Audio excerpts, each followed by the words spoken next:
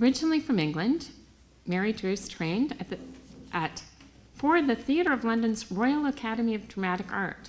Following several years of touring and working in repertory, she married and put her career on hold. Then in 1973, she came with her husband and 2 young children to Canada, and with the children in school, began a new career as a storyteller in schools, historic homes, churches, and libraries. She has also spoke on CBC Radio and on the CFTOTC television station. Ladies and gentlemen, a story.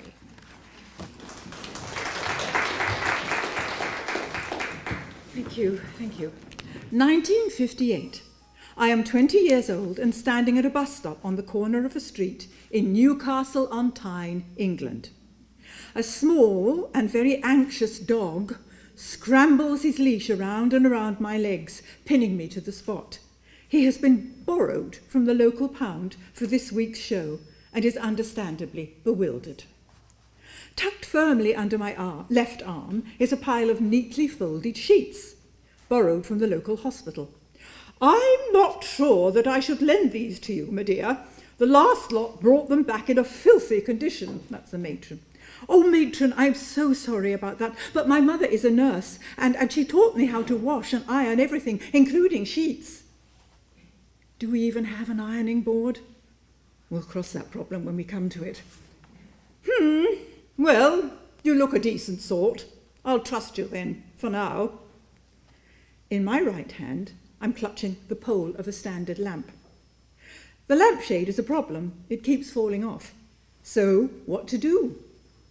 That's right. It must sit on my head. People are looking at me askance. I can't say I blame them. The bus arrives, and at first the driver will not let me on. I'm frantic. I've got to get back to the theatre in time, I tell him. There is an immediate change in the atmosphere. "Oh, the theatre," he says. "Pop up then, lass, and take a seat." And everyone joins in.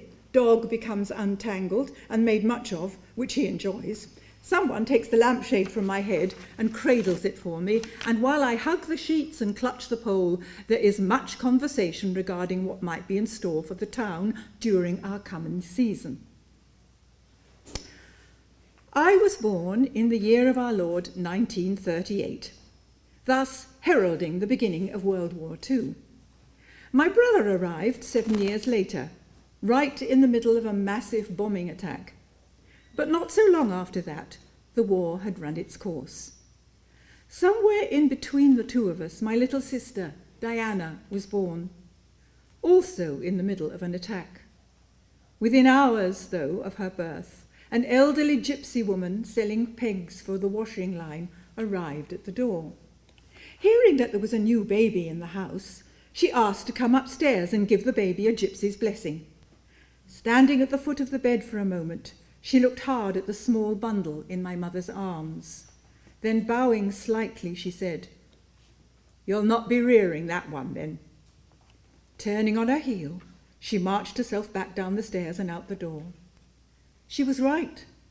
Just a very few months later, little Diana grew sick and died. Heartbroken, my parents moved themselves and me down to my grandmother's place. There we stayed while the bombing continued, on and on. Not 3 weeks later, the house where we had been living suffered a direct hit. Had Diana not died when she did, we would all have been there and would have perished, and my brother would never have been born. Thank you, Diana. You saved us all. There was a shelter in my grandmother's backyard, and when the sirens went, we would all take our cushions and blankets and cuddle together, singing songs and telling stories.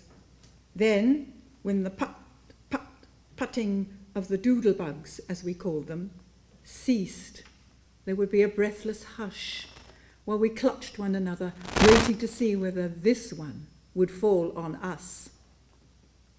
When the final great crunch came, and the sirens started again and the dust fell from the walls, boy, that one was close, we would relax, while my grandmother, wailing, would rub my feet and declaim, "Oh, We'll all be dead in the morning. Och, the poor wee wains, we'll all be dead in the morning. We managed somehow to stay alive. This through being strafed by enemy planes, swooping out of the clouds while we kids were playing in the schoolyard. I remember the popping of the bullets as they spurted into the ground around us. Miraculously, none of us were killed. Once the war was ended, my parents bought a house in Littlehampton, Sussex, right beside the sea. We could not play on the beach for the first year, as there were still landmines buried there, with hundreds of wild daffodils growing in the sand above the tide line. Soon, though, all was safe. We donned our swim costumes, brought out the buckets and spades, paddled in the shallows, and ate our sixpenny ice creams as we watched the timeless Punch and Judy shows on the flamboyant tents of the puppet masters. We had never known peace. Now we savoured it with relish.